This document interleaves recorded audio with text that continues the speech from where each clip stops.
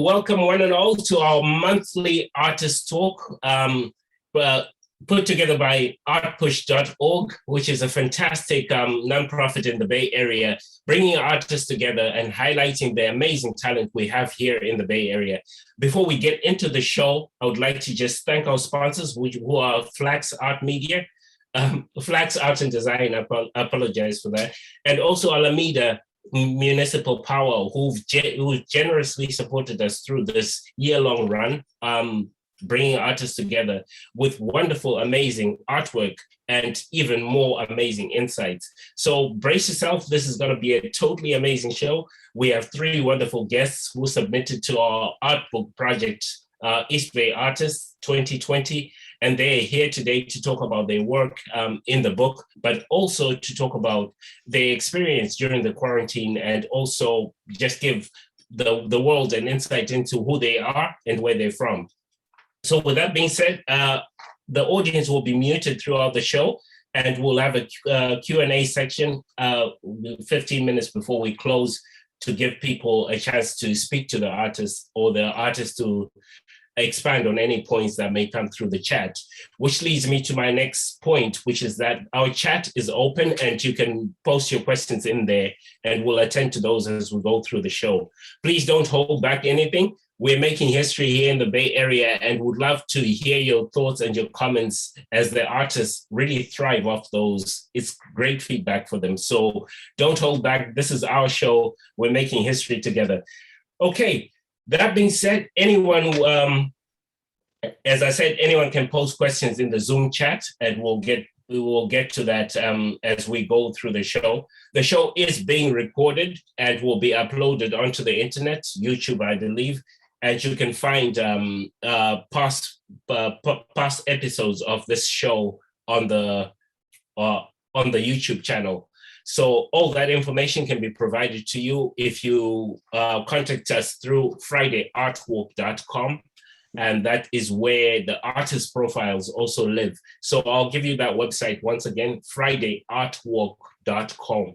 So just look for that and you will find the previous art talks, but also profiles of the artists who will be interviewed today and those who were interviewed before. Okay, that being said, I'm going to introduce our panelists and we're going to go straight into the discussion. Firstly, we have Britt, if you can just give us a wave of your hand, whose artist name is B.R. Bradley. And the piece she's going to be talking about is Strong, Powerful, Beautiful.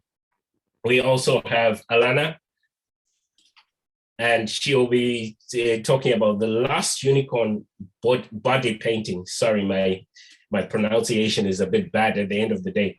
And finally, last but not least, we have Corvid.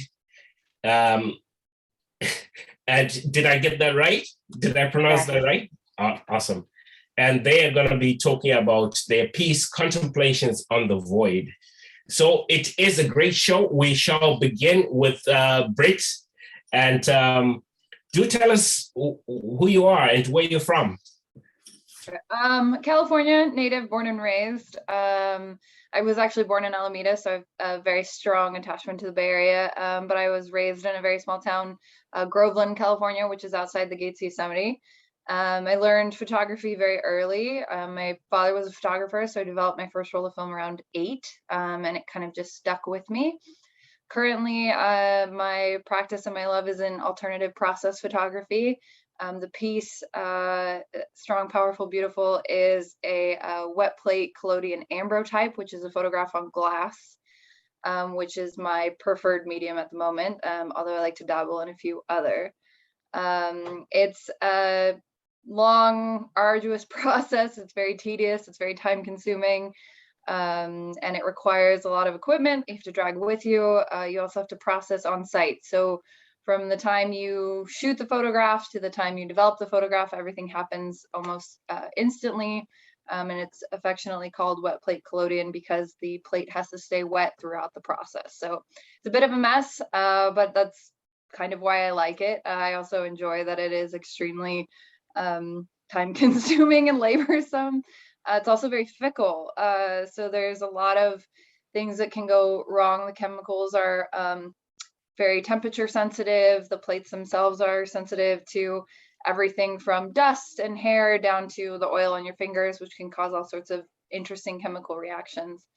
The reason that I chose this medium in particular for the Women's March, which is where Strong, Powerful, Beautiful is the 2018 Women's March in Oakland, is because the process and the medium of photography has a really long history of oppression. It's been used to further the needs and voice and wealth of a very specific group of people.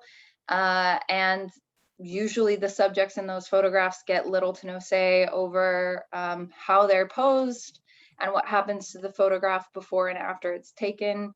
And they almost never benefit from, financially at least, from its taking. So it's something that I'm extremely aware of as a photographer, and it's something that I take personal in my practice. So all of the projects that I do, particularly with Collodion, are around rematriating myself, my medium, and empowering my subjects. So the Women's March felt extremely important to me to document historically. And I feel very strongly that I am currently making images that I should have seen in history books growing up that I just was never going to see. So in that way, it's a bit of a revisionist history approach to different events and protests. It's also, for myself, taking time to stop and recognize who I'm making images for and why. Beautiful. Beautiful. I love that. Okay, we'll get back to you. I already have a question for you on the place. And to the audience, if you can start putting your questions in the chat as soon as you get them so that we don't lose them. Thanks so much for that, Britt. We'll get back to you and talk more about the piece as we see it. And we can go deeper into it at that point. All right, we'll move on to Alana. Hi. Tell us a bit about yourself, where you're from, and yeah. Okay, my name is Alana Dill, and I've lived in Alameda for about 20 years. We moved here in 1999, and I'm a lifelong artist and also a writer. And I tend to work in fantasy, science fiction, a little horror, murder mysteries, and I like to tell stories with the images that I create.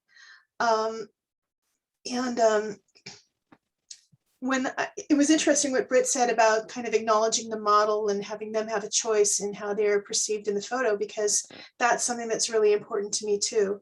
For the last 10 years or so, I've been doing fine art level body painting.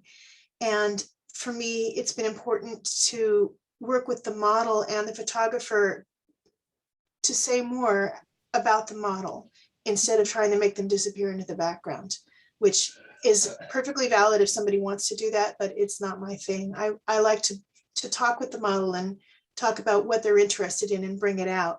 So that's my jam. And unfortunately, I'm not going to be able to do that much anymore because of the pandemic. And so I'm trying to kind of reinvent myself and at the same time, stay true to the things that matter to me.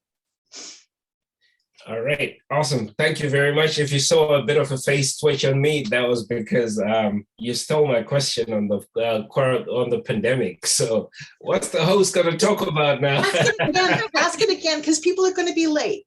Right, absolutely. Now, thanks so much for that. This already is shaping up to be a very interesting show, and I don't want to take the limelight away from our last but not least panelist, COVID. Welcome to the show. Do tell us about yourself and where you're from.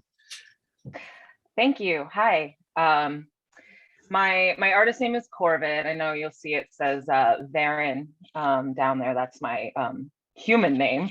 And I was born in the Bay Area, but raised in Arizona, and spent half the time there plotting my escape. So as soon as I graduated college, I just jumped in my car and drove north, and Bay Area was the first kind of interesting place that I hit. And that was about 15 years ago.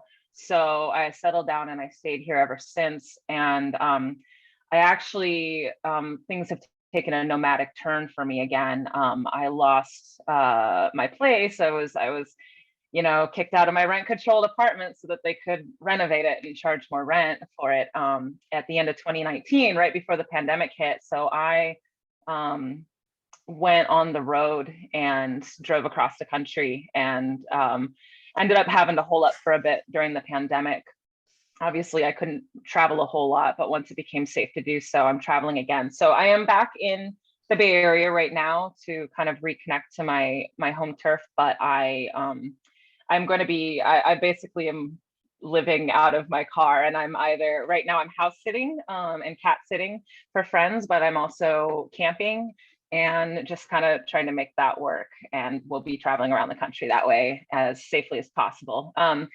As for art, I'm sort of all over the place. My first art form was music. So I was a musician growing up. I was a classically trained pianist, and I played various other instruments. And then I went to college for ecology and evolutionary biology. I was going to be a conservation ecologist, and I also got a degree in philosophy.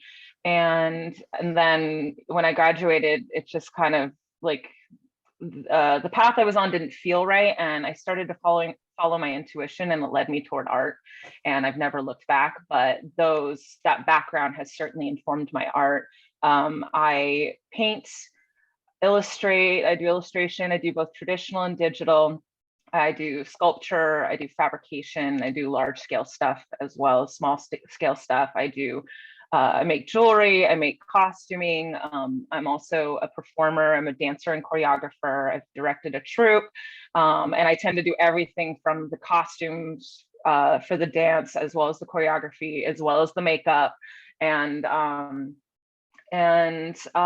Yeah, so just a little bit of everything. So it definitely keeps things interesting. I'm always doing some different medium or another.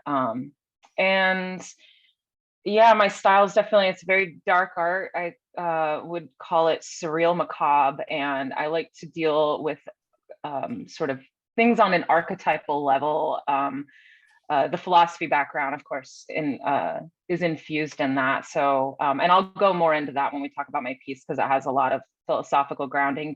And then, of course, evolutionary biology and natural history factor into a lot of my pieces as well. So the focus is usually either a natural history or sort of a philosophical, and there's a heavy occult presence in my stuff as well.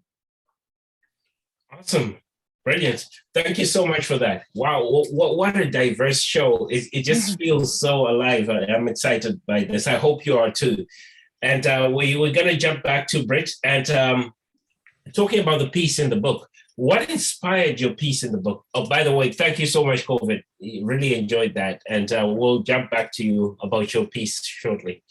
And now on to Britt, the piece in the book. Tell us, what inspired that?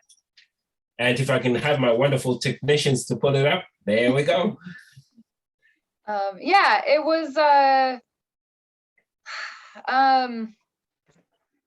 remember when the first Women's March happened, I felt very overwhelmed by the organization of it, by the participation of it, by the reasons behind the march. I felt very much inspired. I was working at the Oakland Museum at the time, so I was directly next door to the march happening and next door to the Alameda Courthouse, which you can see in the background.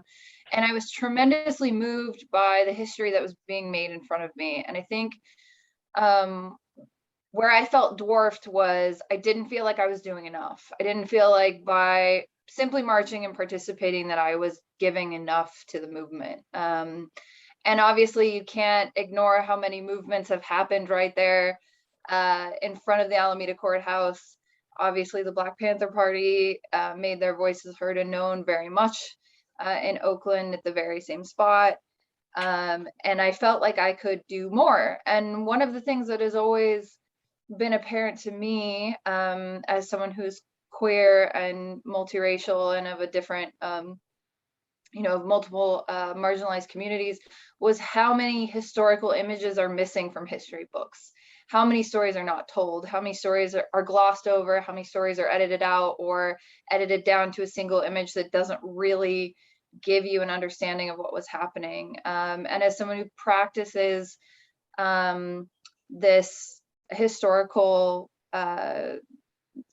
medium, it felt pertinent to me that these were stories that needed to be told, and maybe nobody else was going to do it, so I decided to do it. At the time, I was working with an ice fishing tent because the darkroom needs to be on site. So I was set up in the throng of the march with my ice fishing tent shooting, and it made it very real for me to be down on the ground, recording. And I particularly tried to focus on the young women that were there, the very young women that were there, who were there with their signs that they made themselves, who were very proud to be there, who were very fired up to be there, who, I had a young girl there with a sign that she made. She must have been 5, and her sign said, unicorns and rainbows and equal rights for everyone. And I was just like, that's so perfect. That was perfect. Like, you put the nail on the head. And I was so tremendously moved, and again, by how many young women of color were there.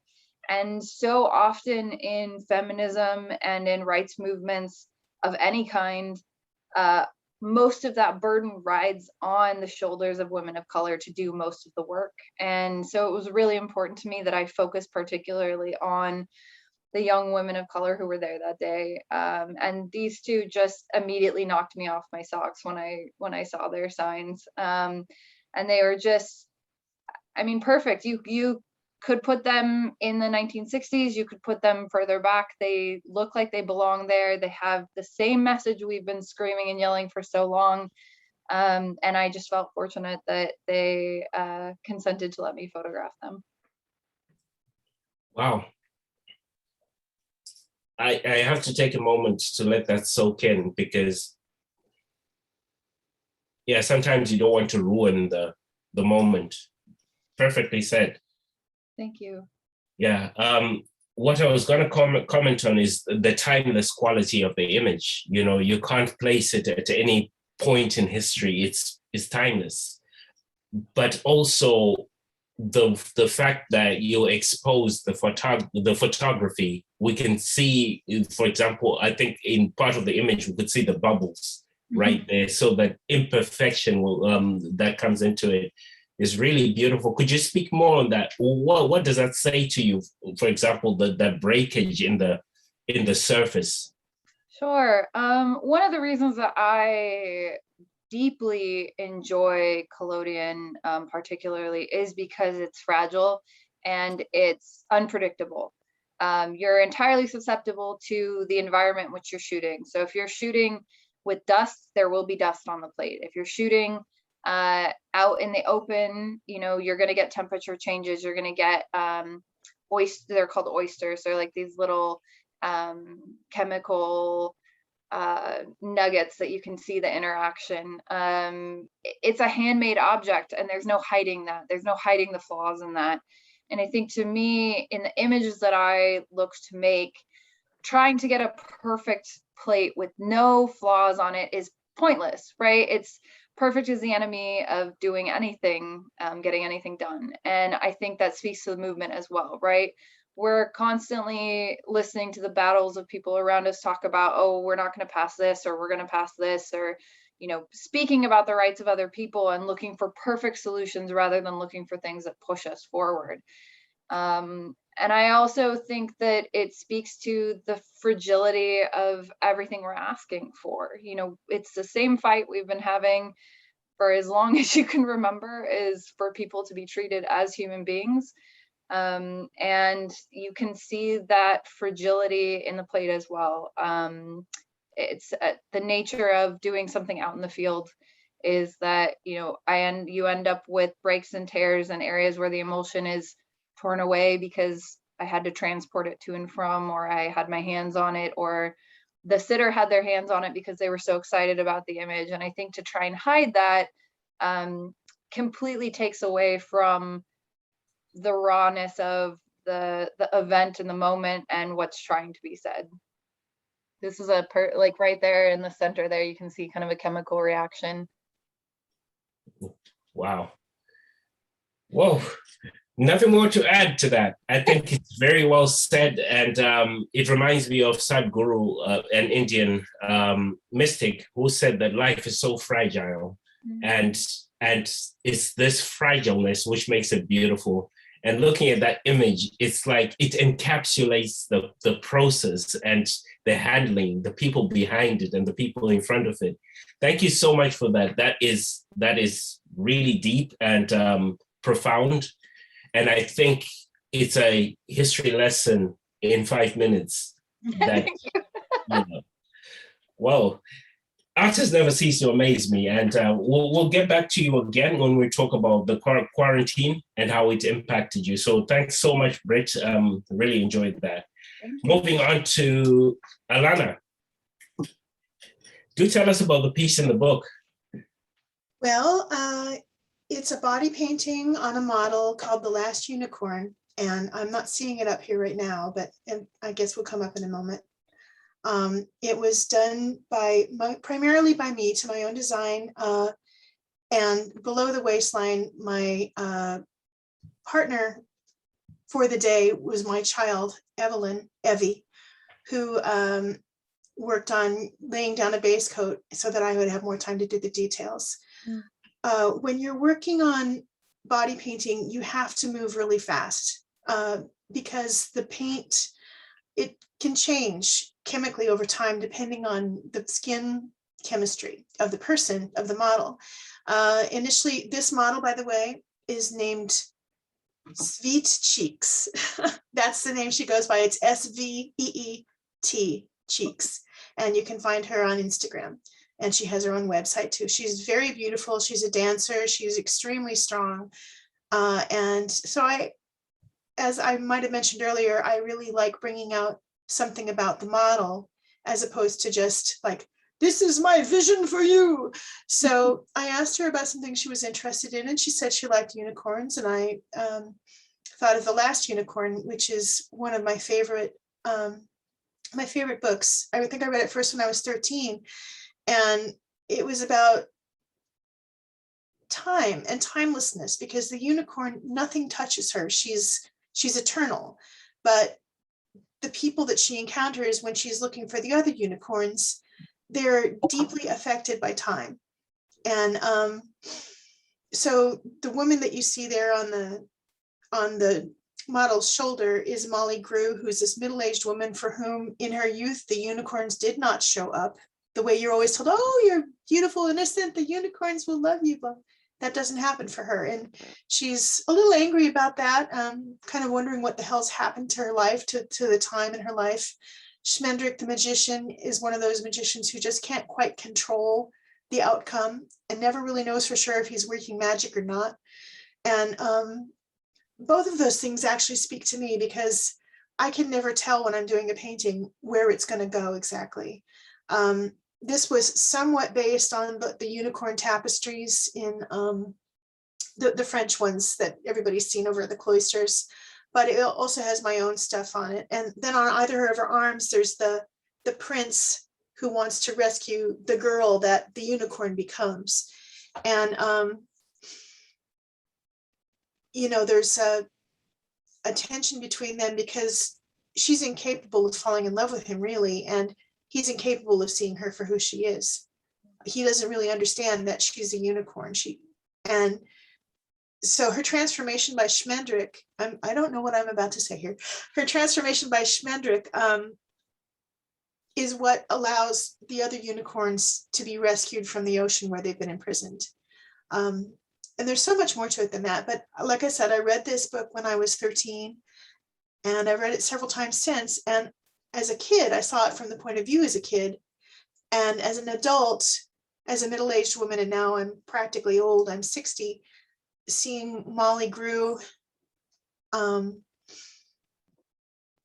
the where the hell did the time go question is it was interesting to read it again. And in addition, in the book, there's also a harpy who's an ancient, very scary mythical creature. And there's an old witch who's trying to control everything. And she has this mommy, she's Mommy Fortuna, and she has a night carnival and she imprisons the unicorn and several other creatures. Anyway, it's an amazing book. And I attempted to capture the mood of the book. There's a flower-like shape on Sweet's forehead, and that is depicting when the Princess Amalthea, who used to be the unicorn, when she loses her horn and becomes human, she has a flower-like shape on her head from where the unicorn's horn had spiraled up. So that's what that is there. And it was actually an all body painting. On the back, I don't know if you guys, I think I sent you a photo from the back, I'm not sure. There's the Red Bull who pushed all the unicorns into the ocean and the unicorn fighting him. And that was fun to paint too. So I moved around very, very quickly, and you know, it's one of those things where you have to tell yourself, okay, you have to stop now, or you'll put another 5 hours into it, because you can keep on adding more and more details and go down that rabbit hole. And restraint is always a challenge for me as an artist, knowing when to stop.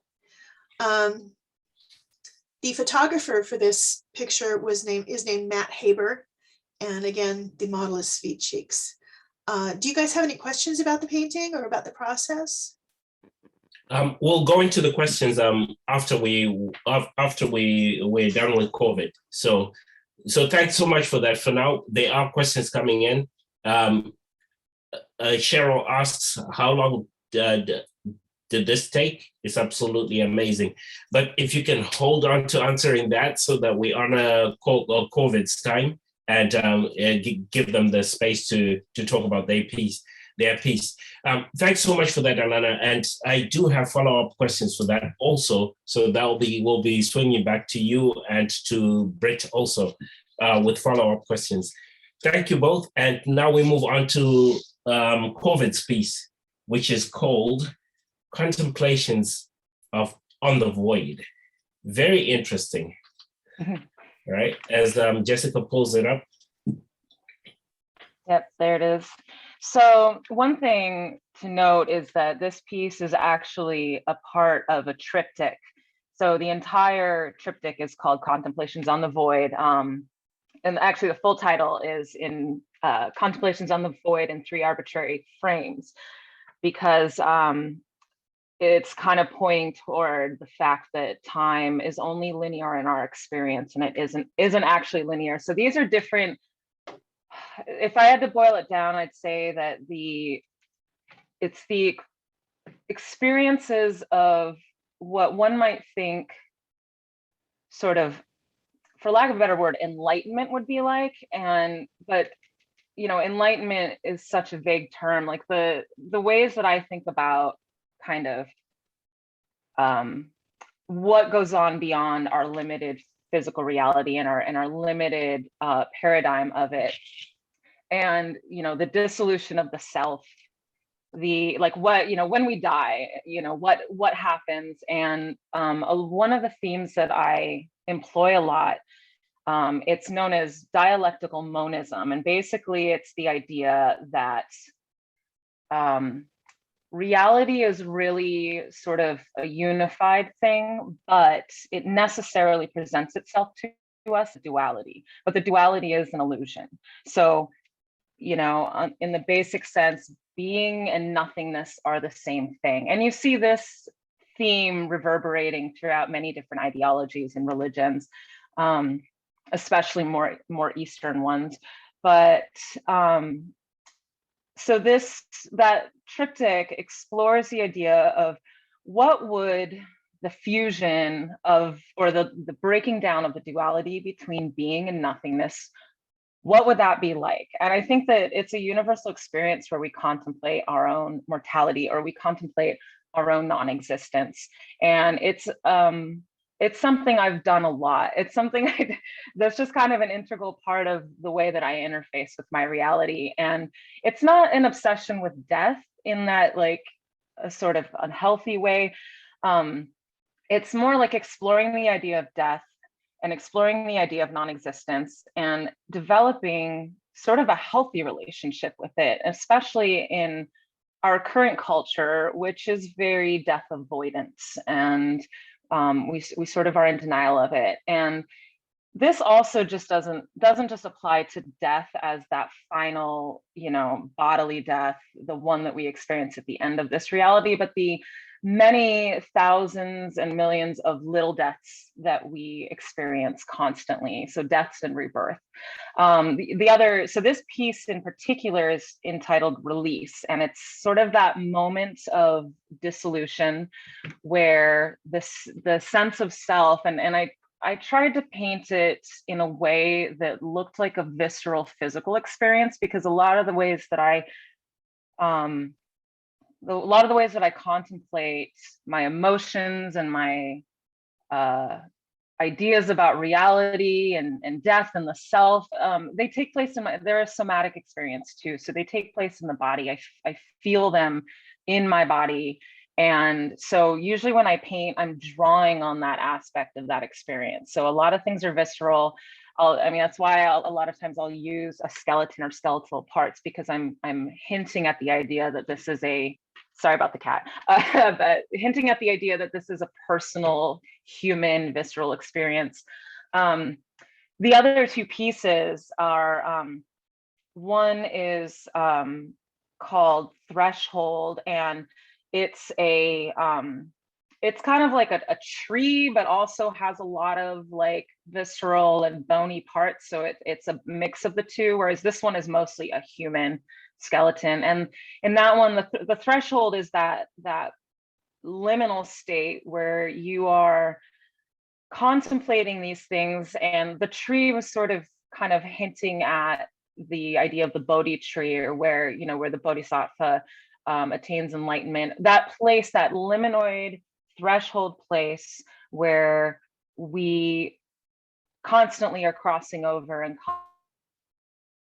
contemplating our own existence and non-existence. And so in that one, the figure is both the tree at which one contemplates and the contemplator itself. And then the is called Rebirth, and it's sort of a combination of a human figure dissolving into roots in the ground, and then a tree is growing out of its back. And that piece is called Rebirth. And also another sort of like visceral take on it, because rebirth is a very painful thing. It exists in tension and pulling of opposites. And so like these pieces, and the reason it's in 3 arbitrary frames is because there's no linear path, there's no order to it. There's a compositional way in which they hang and they look nicest in a certain order, but the idea that, this is beyond linear time, this is beyond reality as we perceive it with our organs of perception. And, it's not meant to be so lofty and philosophical. It's meant to be accessible and visceral. This is a very, very personal series for me, as somebody who, like I said, contemplates my own non-existence. And there is a bit of a dark side to that. Like a lot of us are familiar with, suicidal ideation, and it's something that I have a lot of experience with. And I've faced my own darkness and my shadow, and I'm in a constant sort of conversation with it. And my art is one of the tools of that conversation. I had this piece, this triptych in mind for a long time.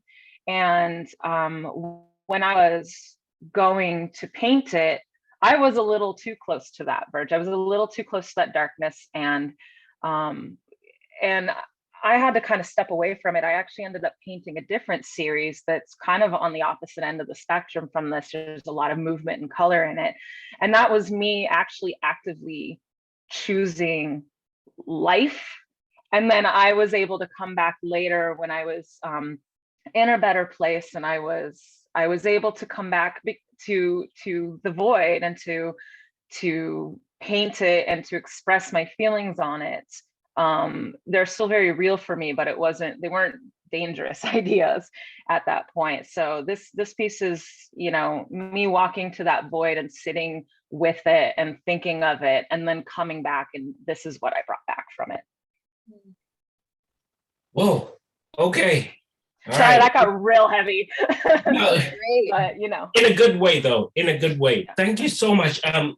I've seen some threads go through this, which I'll mention before we go to the comments. But I would just like to thank you first, COVID, for that very candid and vulnerable position you put yourself in, because not many of us, I speak as one who's been through the darkness also, have the strength to face it and share it. But it's good to know that people go through this, and it's okay to step away sometimes if you feel it's too much. That's okay. So thanks for sharing that. I personally find that very empowering and very uplifting to know that it's okay when it's too much. It's okay to back off. Thanks for that. And I also see an allowing here. Britt talked about it, allowing the process to happen, allowing the moment to be what it is. You also spoke of it, allowing the art to come out of you, really feeling it and engaging with it. Alana talks about it, allowing the model to be part of the process. I mean, that unicorn is basically about the model. That's what the story becomes. So the artist in this case is the one who disappears. In Alana's case, it's so interesting that, you know, this honoring of the other and presenting the other as the most important aspect of life is really beautiful. I love the way that this has turned out. So we do have 9 minutes before we open it up to the audience, but I wouldn't like to cut off the artist because we're going into what I think is the most important part of this discussion or this panel discussion, which is about the quarantine. How did that impact you as an artist? Any insights to share? We start again with Britt.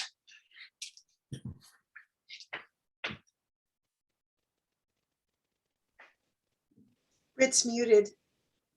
That was my fault. I'm sorry. I muted myself because I just sneezed. Thank you. Isolation is COVID in particular has been very interesting for me personally. I'm someone who suffers from depression, and so isolation is something that I simultaneously do well and simultaneously contributes to my disease worsening. So that has been an interesting challenge. It also allowed me to focus on projects that required me to do some self-reflection, which were challenging for me. But what's interesting is coming back to a slightly more open situation. My practice is actually lending itself very well to COVID restrictions now. I have to wear a gas mask to work anyways. So there's not a whole lot of change there for me in having to be masked or being masked in working with subjects. I also have to use nitrile gloves. So I'm already kind of in COVID appropriate gear when I'm out and about. When I was out for the Women's Reproductive March this Saturday in Sacramento, I was kind of already geared down and ready to go. But I think what's been interesting for me and my practice is watching the rapid shift of the world during COVID. I think collectively as a world being shut down in many ways, and not just the people who are at home or able to be at home, but having the rest of the world be shut down if you're not able to be at home, has completely changed our perspectives on what's important, what conversations need to be had that haven't been had or haven't been had enough. And so for my practice, that's stirring up a lot of the discussions and historical change and fight that I find particularly fascinating. Hopefully for the better. Hopefully we can keep that kind of momentum and focus on change in the way that we move forward and the priorities that have shifted. For one, I think a lot of people recognizing that being at a 9-to-5 job every single day is not enough. It's not enough to keep you going. It's not enough to fill your soul with any sort of joy or purpose. And we need more than that. We as human beings need more than that. And I think culturally, particularly in California, we've had our eye on labor and money for so long that we've lost sight of a lot of that. So for me, particularly, watching those shifts is informing the projects that I'm working on going forward, for me in positive ways, but I hope overall positive for us in general. Thanks so much for that, Britt. Very interesting. I see that you remain the observer throughout the pandemic. You are watching society change and being the document keeper there. Thanks for those insights.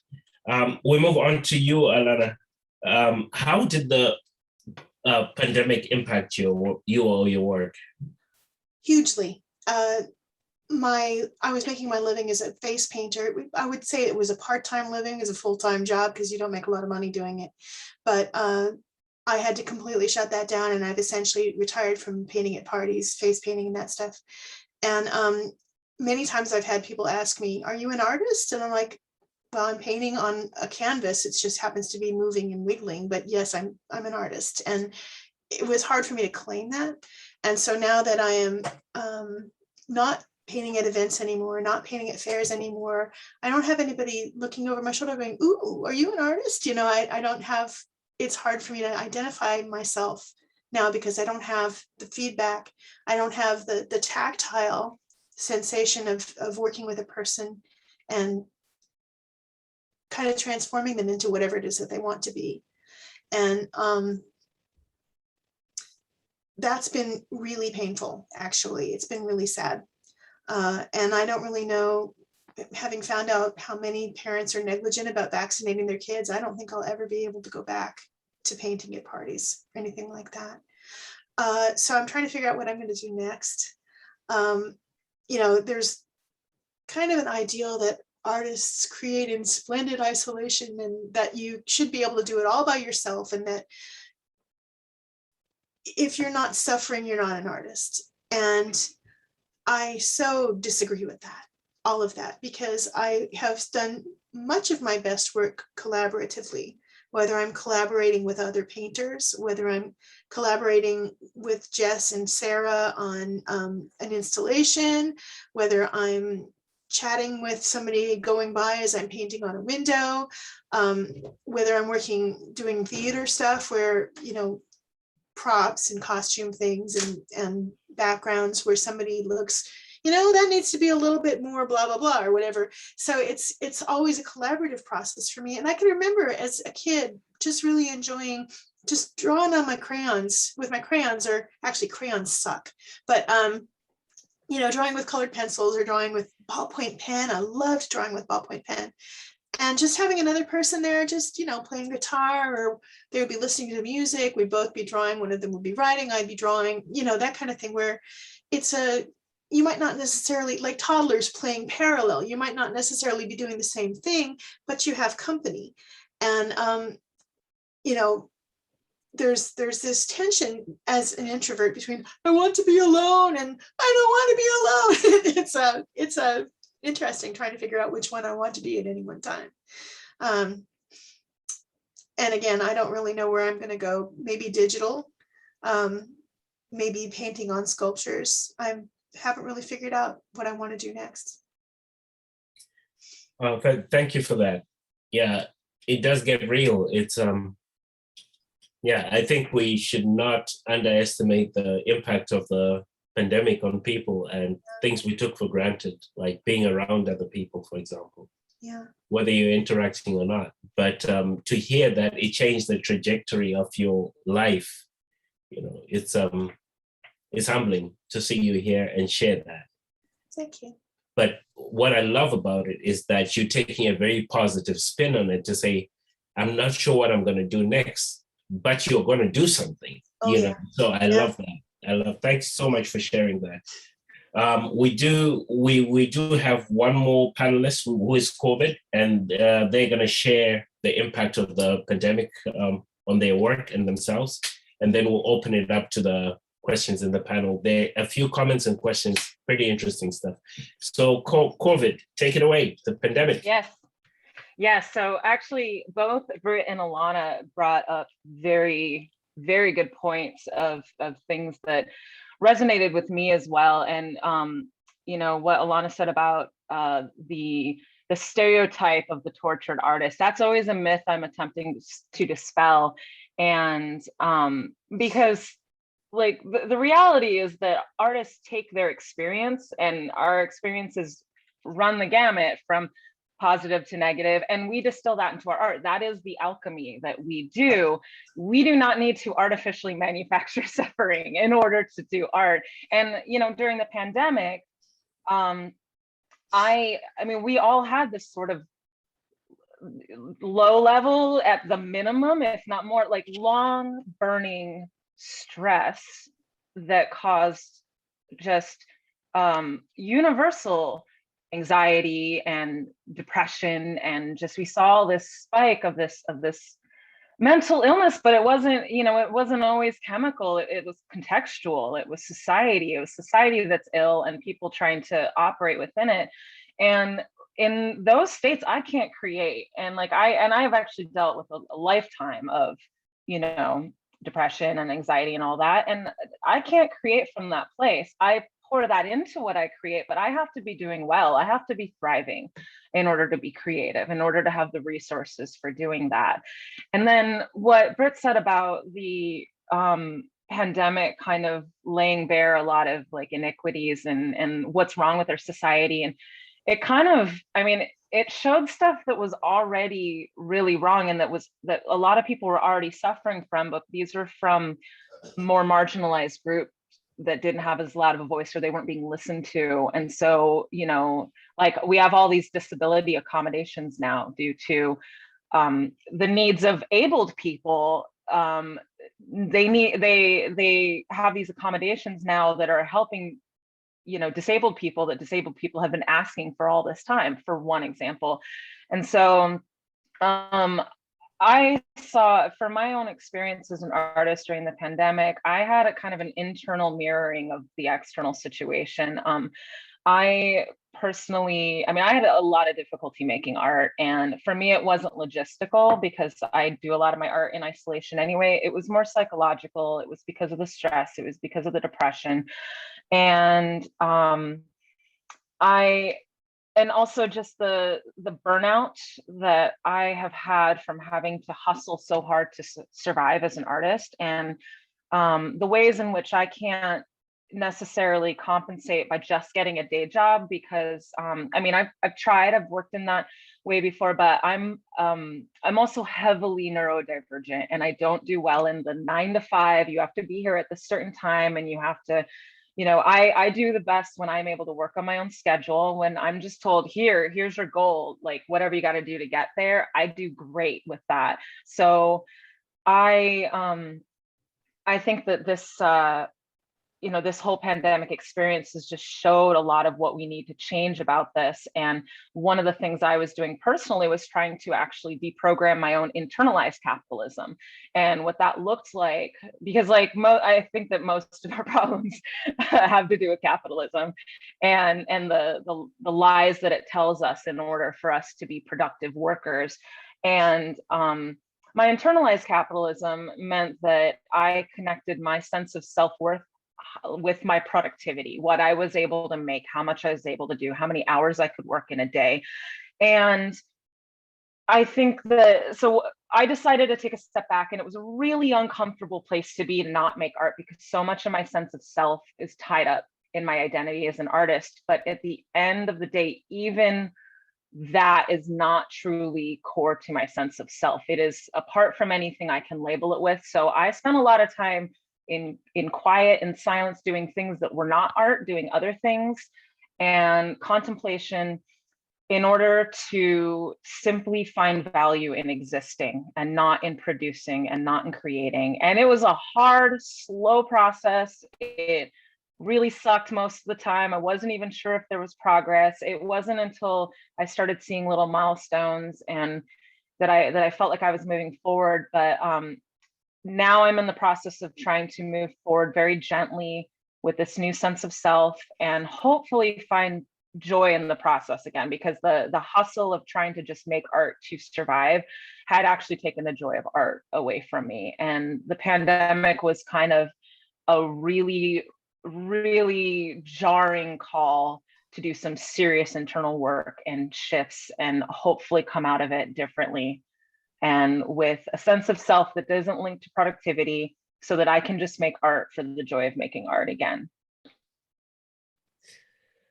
Beautiful. Beautiful. Thank you. Sometimes sometimes we'll reach a space where no words are necessary, and it kind of defeats the purpose of having a panel discussion because we're expected to talk. But Yeah. I just want to thank you all for this really enlightening discussion.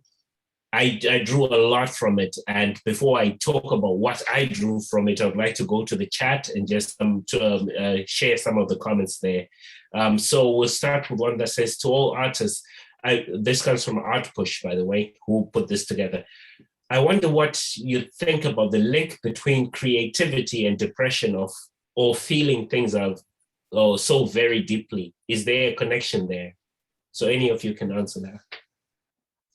Yeah, there is. I don't think that it's one depends on the other. I think that they're just two sides of the same coin. That you know, one of the words we have now to discuss this is neurodivergent. So the idea that you're a neurotype that isn't necessarily catered to by the majority of society, and it can lend itself to having just like a brain that works very differently, and therefore a brain that is also often prone to things like depression and anxiety and you know, and so I think that there's a high correlation between highly creative brains who see the world in a very different way and having that be sort of maladaptive to the way that society works, which will cause things like depression. But the fact that there's a high incidence of other things like synesthesia or, you know, among people who are highly creative,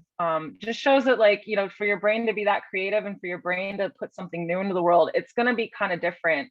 And sometimes that's going to be maladaptive. So it's not like we're broken, it's just that we're not being accommodated. And then you end up with mental illness.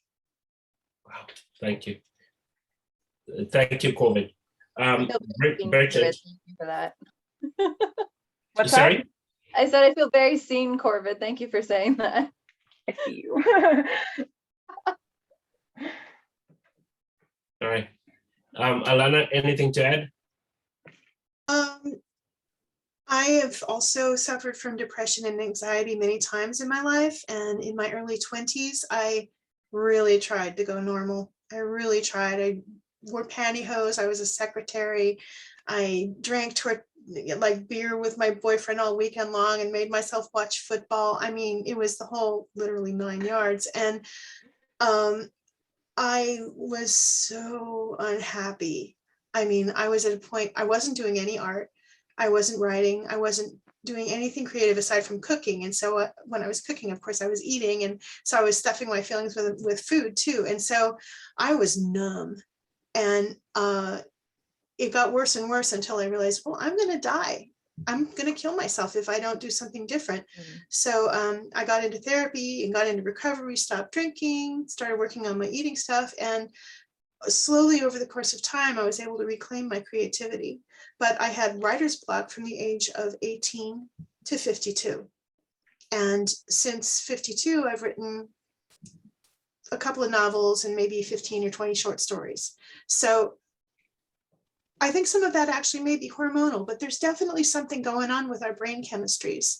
And we can try and push that down with food or alcohol or sex or whatever distraction we have.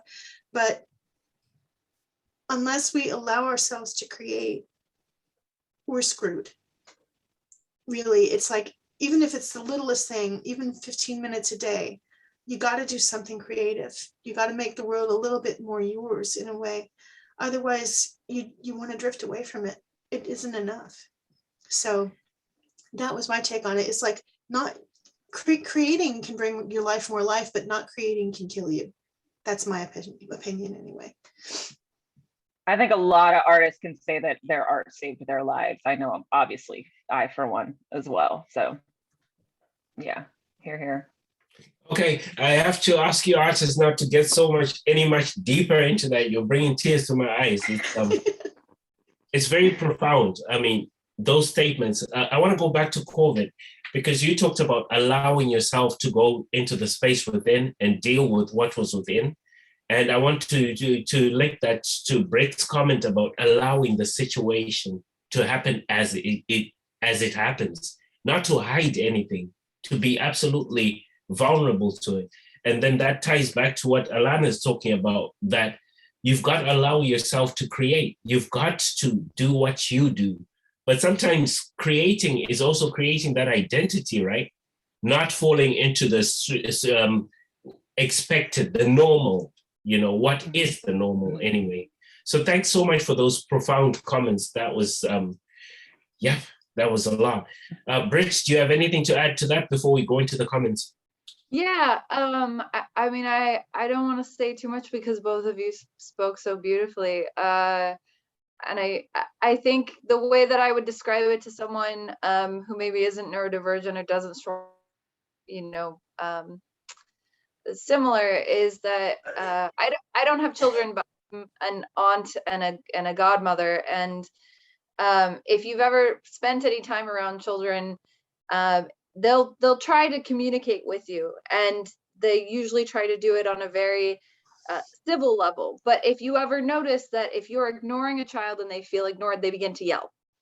And I think that in a lot of ways, for a lot of us who feel like we've been trying to function in society and we're not heard or we're not seen, creating something is a way of communicating and kind of a way of yelling. Is you're not hearing me on this plane in this way, the way that I'm trying to communicate that you understand. Let me try and phrase it for you differently. And sometimes it's even conversations we're having with ourselves. Sometimes I'm yelling at myself that I'm not listening to myself or I'm not hearing myself. And I make work to try and work through that, or to try and identify those emotions and those feelings and those thoughts or those repressed memories or things that I'm not dealing with. I think a lot of artists are also very vivid dreamers, and we usually spend a lot of our time dealing with subconscious issues in our dreams because our brain is constantly trying to make connections and communicate in ways that we struggle to communicate with the rest of the world. And I think the reason those two things overlap so much as far as like mental illness or depression or difficulties communicating and creativity is because creativity is just another form of communication. It's just another way of trying to say, here's what I'm trying to tell you. And since you can't hear it from my mouth, or maybe I can't tell you from my mouth, here's another way to understand that. And I think the overlap there for me has always been very apparent in that, like, if I can't verbalize something or I can't seem to be heard in the way that I want, I usually turn to art to try and work that out or work through that. Yeah, I always think of art as a conversation with our own subconscious. So I'll have my own paintings tell me more like years after the fact. And if you open that gateway, then your art's going to speak. It's you speaking back to yourself. It's just that, the subconscious doesn't speak in words. It speaks in images and impressions and feelings. So yeah, I love what you said there, Britt. Thanks, Corvid. Okay, thank you. Thank you. Sometimes that's the most appropriate thing to say. Thank you. I wish we had more time, because not only is this discussion interesting, but it's very important. So it spoke to so many people I know, including myself, and I'm going to pass it on to other people to see that it's okay to be different. It's okay to be creative. It's okay to be depressed at times. You guys have given us that permission to do that, and we really, really appreciate you for that. And you already know it. You're amazing, and nobody can take that away from you. Thank you so much. Going into the comments, okay. Art saves lives, Art Push, totally agree. David says, COVID, you are very deep with your art and your thoughts. Keep up the expressions.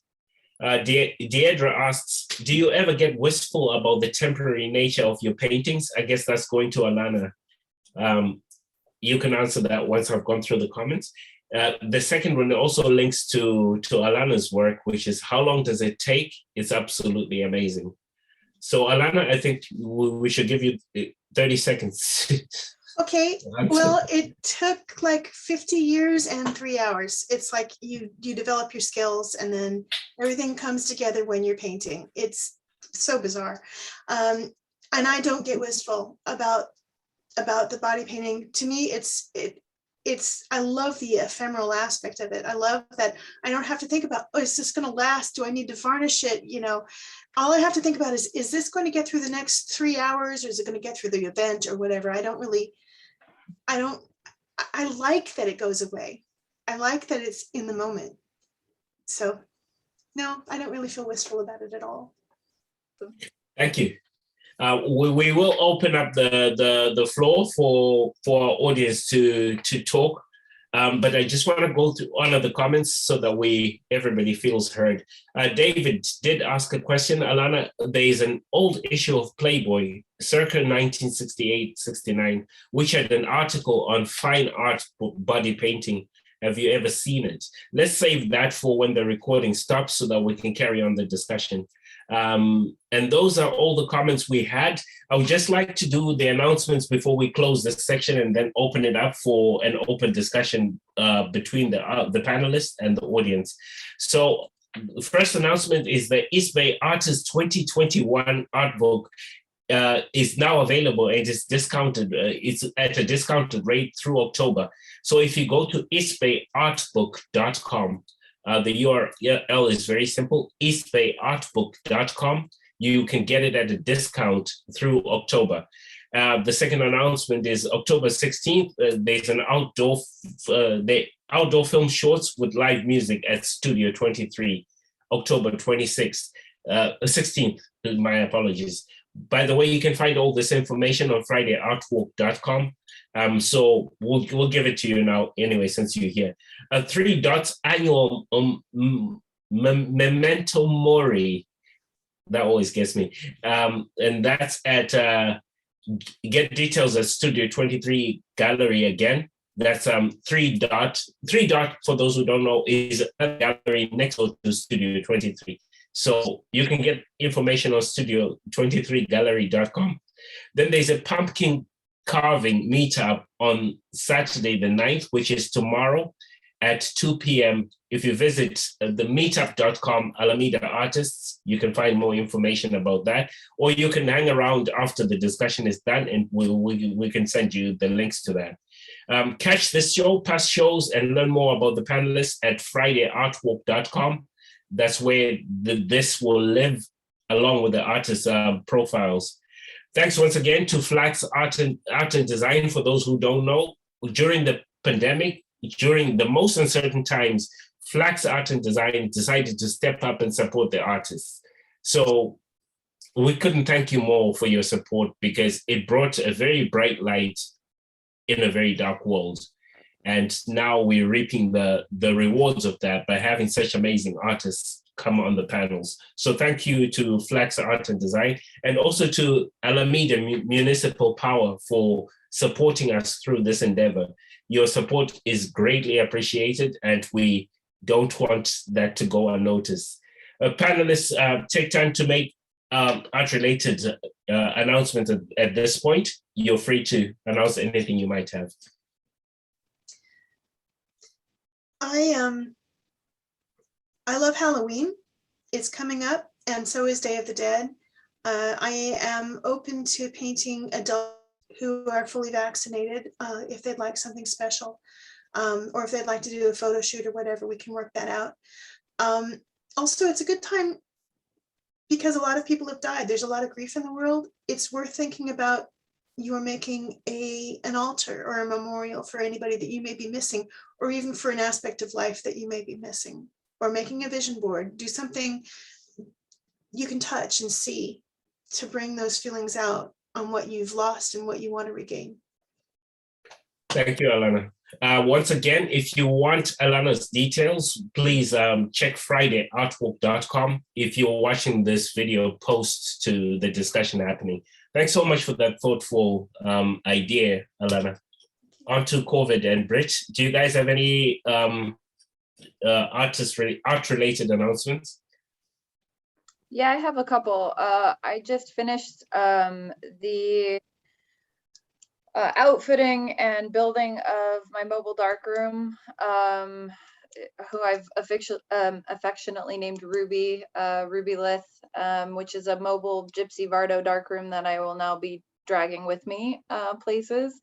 So this is an invite to check it out, and B, if you see me out and about in the Bay Area or you see us somewhere that you are, please stop by and say hello. I love when I get visitors to the darkroom. It's phenomenal. She's adorable, giant red little Gypsy Vardo looking caravan, so please say hi. And second, I'm extremely pleased to announce, and I was given permission to announce, that the entire Women's March collection was purchased by the California State Library Foundation, which is the philanthropic partner of the California State Library for the Sutro Library. So if you ever want to see the entire collection, it now belongs in the public domain, and that history now gets to live in San Francisco's history, officially documented. So I'm very proud of that. That's awesome. Beautiful. Thank you so much, Brit. That's totally amazing. COVID, did you have an announcement? Yeah, a couple.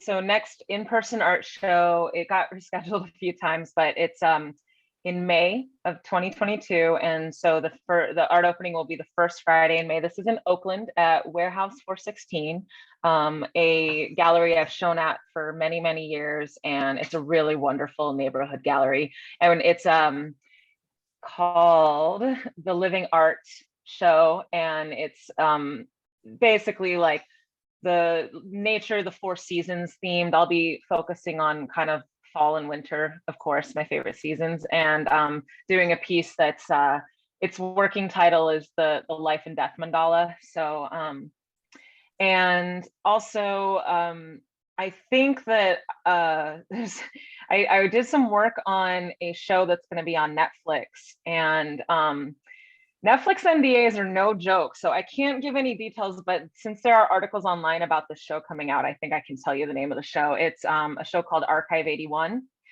And I did some conceptual design and some artwork that'll be seen through, just a bunch of little projects that'll be seen throughout the show. So you can keep a lookout for that. Thank you so much.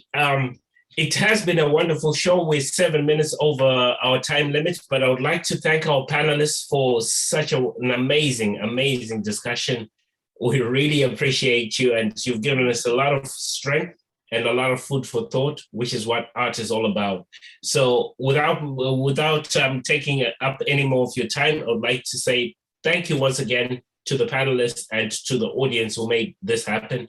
And to you, the future audience, thank you for watching, and do pass it on, because this is definitely something people need to see. This is Victor signing out. Thank you, Victor. Fantastic.